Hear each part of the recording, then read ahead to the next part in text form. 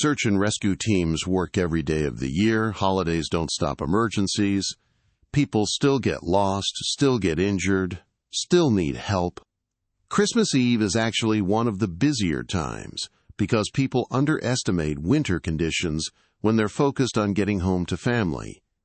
So when a distress call came in at 4:30 p.m. on Christmas Eve, the SAR coordinator for the White Mountain District wasn't surprised. What surprised her later was the pattern, but that came after. The call came through 911. Male voice, stressed but coherent. Family of 4 stranded on Mount Lafayette. Father, mother, 2 children, ages 7 and 9. They'd attempted a day hike, planning to be back by early afternoon for Christmas Eve dinner. Weather turned, temperature dropping, wind picking up, early signs of hypothermia in the youngest child. Location approximately 2 miles up the Old Bridle Path.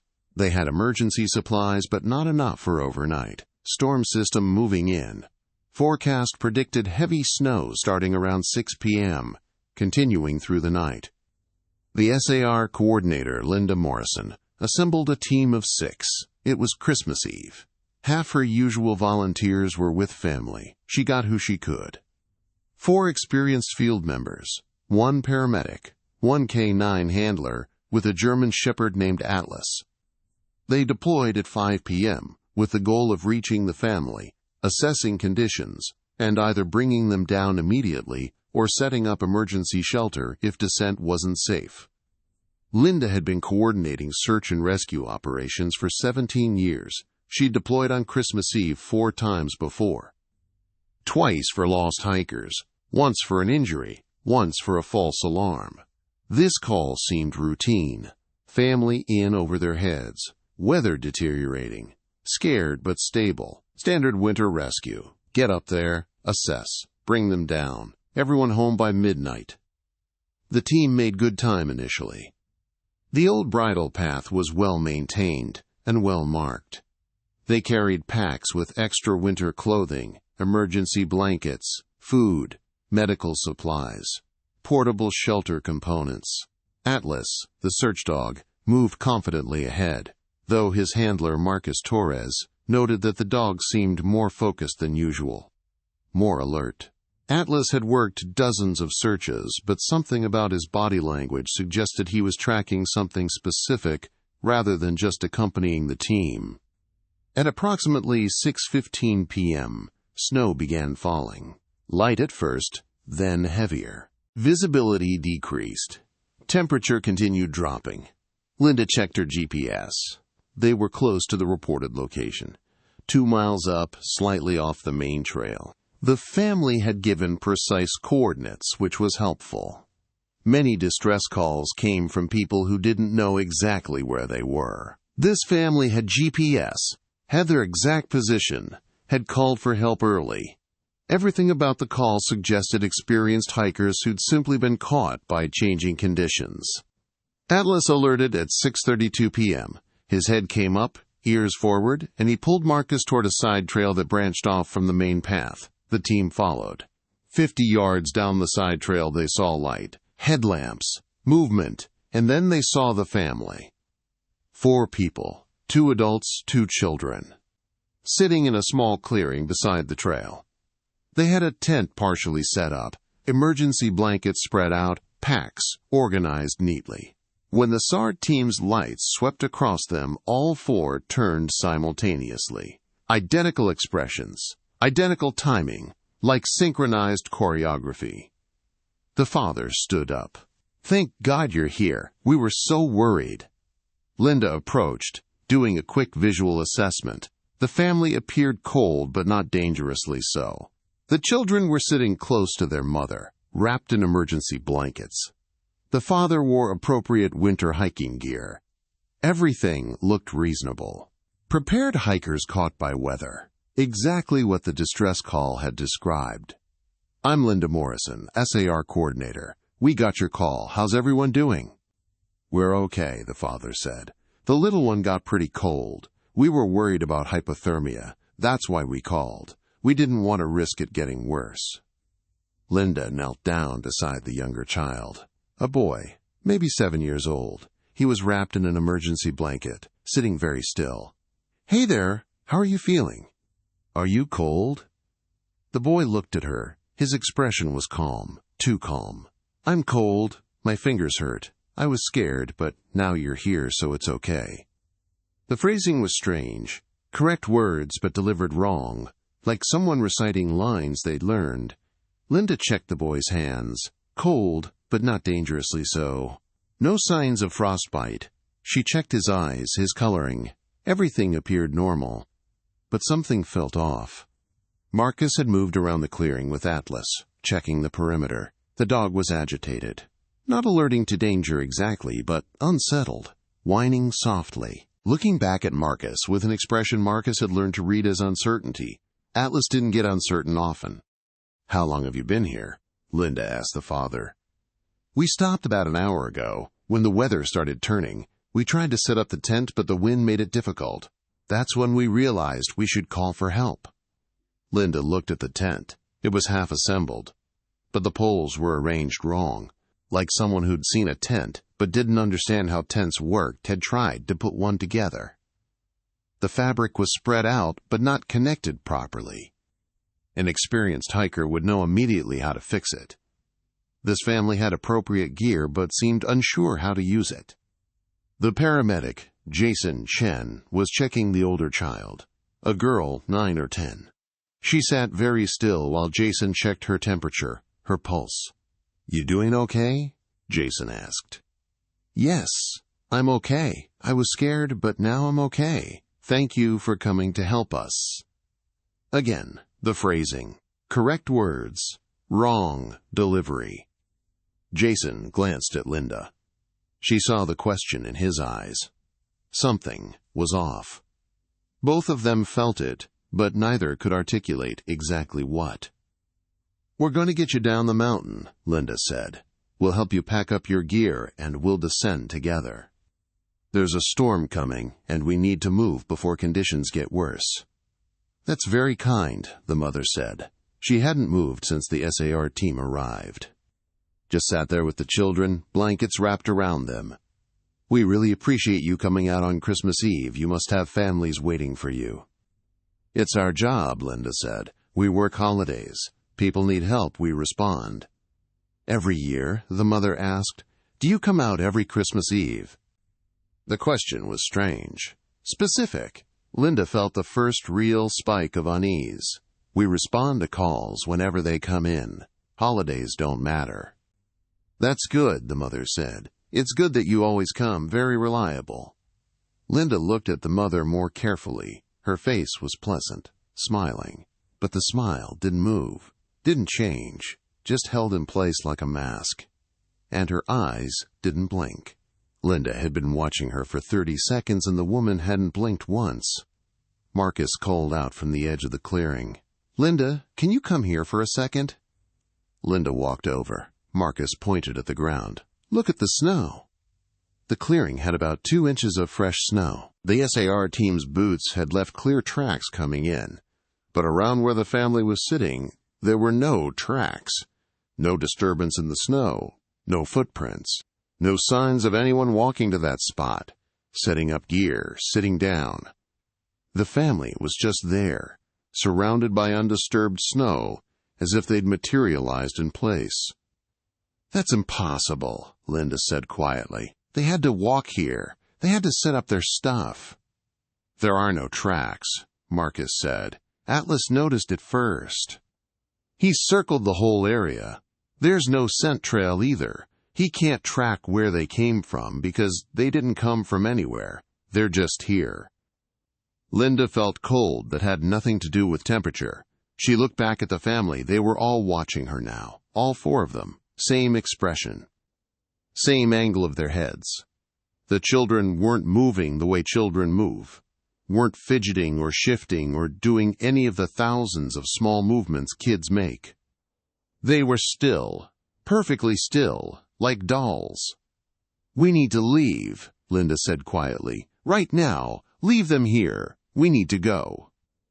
But the snow was falling harder now. Visibility was dropping, and when Linda turned to look back at the trail they'd come from, She couldn't see it clearly anymore. The storm had arrived faster than forecast. They were in whiteout conditions. "Linda," Jason called out, "radio's dead." Linda pulled out her radio. Tried to raise base. Static. Tried the emergency channel. Nothing. She checked her phone. No signal. That wasn't unusual in the mountains. But the radios operated on a different system. Radios should work. The father stood up. He was still smiling. "Looks like you'll have to stay with us for a while." "Until the storm passes." "That's okay. We don't mind the company." "We have protocol for this," Linda said, trying to keep her voice steady. "We'll shelter in place until conditions improve. Set up our emergency tent. Wait out the worst of it." "Or you could share our tent," the father said. "We have room. All of us together. One big group." "No," Linda said. "We'll set up our own shelter." The SAR team moved quickly, unpacking their emergency tent. It was designed for rapid deployment in severe conditions. They had it up in 4 minutes. Linda kept watching the family. They hadn't moved. Still sitting in the same positions. The children were watching with expressions that didn't change, didn't react to the activity, didn't show curiosity or fear or anything, just watched with those same fixed expressions. Once the SAR tent was secured, Linda gathered her team inside, 6 people in close quarters. Atlas lay down near the entrance, still whining softly. "Something is very wrong," Jason said. "Those aren't normal people." "The kids are wrong," Marcus agreed. "I have kids. I know how kids act when they're cold and scared. Those kids aren't acting human." "No tracks," another team member said. "How are there no tracks?" Linda was trying to think logically, trying to find rational explanations. But every explanation fell apart. The family's behavior, the lack of tracks, the radio failure, the storm arriving faster than forecast. All of it felt orchestrated, felt like a trap they'd walked into. "We're staying in this tent until the storm clears," Linda said. "No one goes out there alone. We stay together. At first light, if weather permits, we leave. We leave them here, and we go down the mountain." "What about the family?" Jason asked. "They're not a family," Linda said. "I don't know what they are. But we're not helping them. We're not engaging with them. We're surviving the night and leaving." For an hour they sat in the tent. The storm raged outside. Wind screamed. Snow piled up against the tent walls. Atlas stayed near the entrance, growling occasionally at something none of them could see. At 8 p.m. they heard singing, faint at first, then louder. Children's voices. Christmas carols, Silent Night in perfect harmony, coming from right outside the tent. Marcus looked at Linda. "Those kids haven't moved. I've been watching through the vent. They're still sitting in the same spot. But that's their voices." The singing continued, carol after carol, perfect pitch, perfect rhythm, no breaks for breathing, just continuous singing from children who were sitting still 20 feet away. Then the father's voice. Right outside the tent entrance. "We're grateful you came. We wanted to thank you properly. It's Christmas Eve. We should celebrate together." Linda didn't respond. "Sign for everyone to stay quiet. Stay still." "We call every year," the father continued. "Someone always comes. Every Christmas Eve. SAR always responds. Very reliable. That's important. We need reliable people." Linda felt her blood go cold. Every year, someone always comes. "How many teams have you responded to calls here?" Marcus whispered. "On Christmas Eve specifically?" Linda thought back, her 17 years coordinating. 4 Christmas Eve deployments. But there had been others before her time. She'd seen the records, incidents logged, teams deployed. And she realized with horror that she couldn't remember any Christmas Eve rescues being listed as successful in the long-term records. Couldn't remember reading about families brought safely down on Christmas Eve. The incidents were logged, teams were deployed, but the outcomes. Check the emergency records. Linda said to Sarah, another team member who had her phone. Search the database. Christmas Eve SAR deployments in this district. Last 20 years. Sarah worked quietly, using the satellite connection that somehow still functioned, even though their radios were dead. After several minutes, she looked up. Her face was pale. 17 deployments, all on Christmas Eve, all in this general area, all for stranded families with children, none listed as successful rescues, most listed as inconclusive. Teams returned but never located families. 3 teams had members who... She stopped. 3 teams had members who disappeared during the rescue, listed as lost to weather conditions. Jesus, Jason whispered. We've been feeding it, Linda said. Every year, SAR responds to the call, and something happens.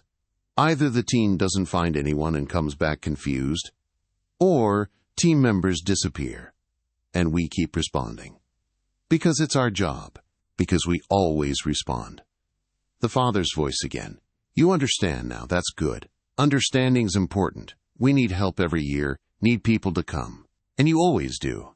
Very reliable. We appreciate that. What are you? Linda called out. Silence. Then, we're a family. We need rescue. Every Christmas Eve. Forever. And you'll come. Every year. Some of you will stay. Some will go back. But you'll never stop responding. Because that's what you do. Marcus stood up. We're leaving. Now, storm or no storm, we're getting out of here. In whiteout conditions, Sarah said, we'll get lost. We'll freeze. We stay here and something worse happens, Marcus said. Look at Atlas. The dog was standing now, hackles raised, staring at the tent entrance. Growling continuously. Something was right outside, something the dog perceived as a threat. Linda made a decision. We go. Now. Stay together. Rope line. Marcus. Atlas leads. We follow the dog. Dogs can navigate by scent even in whiteout. We head downslope. Don't stop. Don't listen to anything we hear. Just move. They geared up quickly, tied themselves together with climbing rope. 6 people, 1 dog, connected in a line. Marcus at the front with Atlas. Linda at the rear. They unzipped the tent. Outside, the family was standing in a circle around their tent. All 4 of them. Standing. Perfectly still. The children were smiling now. Those same fixed smiles. And their eyes reflected the SAR team's headlamps. Reflected wrong. Like animal eyes. Like something that wasn't human, wearing human shapes. Don't look at them, Linda said. Just walk. They moved past the family. Marcus urged Atlas forward. The dog hesitated, then moved, pulling away from the clearing. The family didn't follow, didn't move. Just stood there, watching, as the SAR team disappeared into the storm. The descent was nightmare, whiteout conditions, wind screaming, snow so thick they couldn't see more than a few feet. But Atlas pulled them forward. The dog knew the way down, knew how to get them out. They heard voices in the storm, children calling for help. Please come back, we're scared, we need you. Perfect performances of scared children. But Marcus kept moving, kept following Atlas. They heard the father. You'll respond next year. Someone always does. We'll call. And you'll come, because it's your job. It took 4 hours to descend. 4 hours of blind, walking through storm, following a dog who somehow knew the way. They reached the trailhead at 12:17 a.m. Christmas Day. All 6 team members, 1 dog, everyone alive, everyone intact. Linda filed her report the next day. Classified it as unsubstantiated distress call. No family located. She didn't mention the things they'd seen. Didn't mention the family with no footprints, or the children who moved wrong, or the father who said they called every year. She classified it like the 17 previous Christmas Eve deployments. Inconclusive. No rescue performed. But she pulled the records, dug deeper than the summaries. Found incident reports from teams going back decades, and she found the pattern. Every year on Christmas Eve, a distress call, family with children, stranded, storm coming. Teams deploy.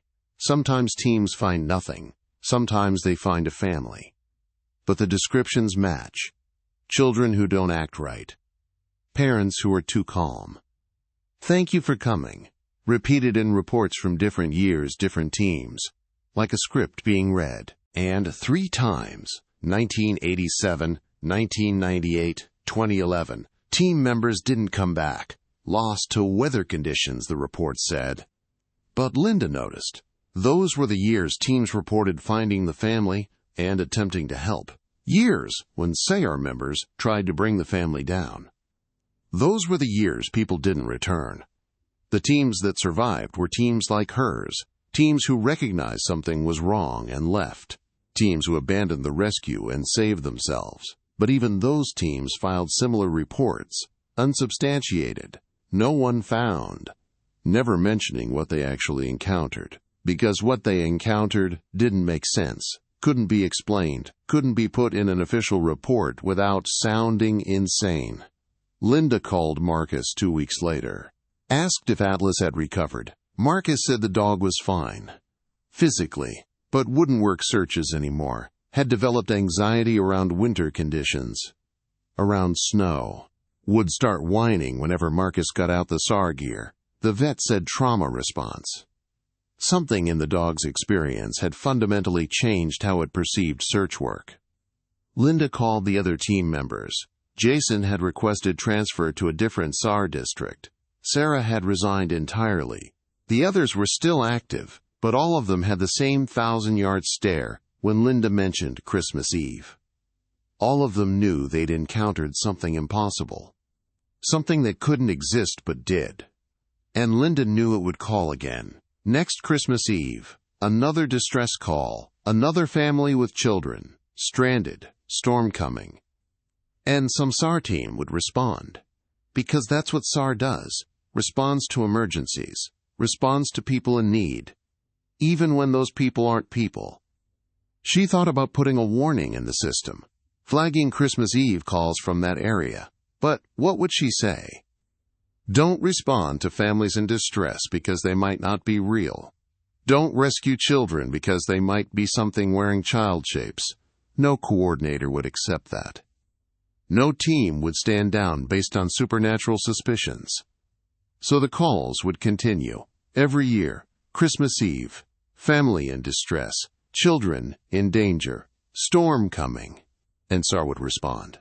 Because helping people is what they do, what they're trained to do, what they've sworn to do. And something in those mountains knows that. Knows that SAR always comes, knows how to make them come, and knows some of them won't leave. Linda updated her records, made notes about the pattern, about the Christmas Eve calls, about the descriptions that matched across decades. She flagged them internally, not officially, just personal notes, warnings to herself. If another call came on Christmas Eve from that area, she'd know. She'd be ready. She'd send the minimum team, give them explicit instructions, assess from distance. If anything feels wrong, withdraw immediately. Don't engage. Don't try to help. Just document and leave. But she knew that might not be enough. Knew that SAR teams are trained to help, trained to risk themselves to save others, especially children. Especially on Christmas Eve, when the idea of kids stranded in a storm feels particularly tragic. The psychology of it was perfect. The trap was perfect. And it would keep working. Every year. Because people who do search and rescue are people who can't walk away from someone in need. Even when that someone isn't real. Even when walking toward them means walking into something hungry. The Christmas Eve calls will continue. The distress signals will keep coming. The families will keep appearing in clearings with no footprints, their children performing fear like a rehearsed play, their gratitude too perfect, their words too scripted. And SAR teams will keep responding. Because that's what they do, because someone has to. And something in the White Mountains knows this, has known it for decades, has refined its lure to perfection. family, children, Christmas Eve, storm. The exact combination of elements that make SAR teams deploy without hesitation. The exact situation where good people put themselves at risk to help others. It's the perfect trap, and every year, SAR walks into it. Because every year, someone calls for help. And every year, SAR answers. That's what makes them heroes. That's what makes them reliable. That's what makes them pray.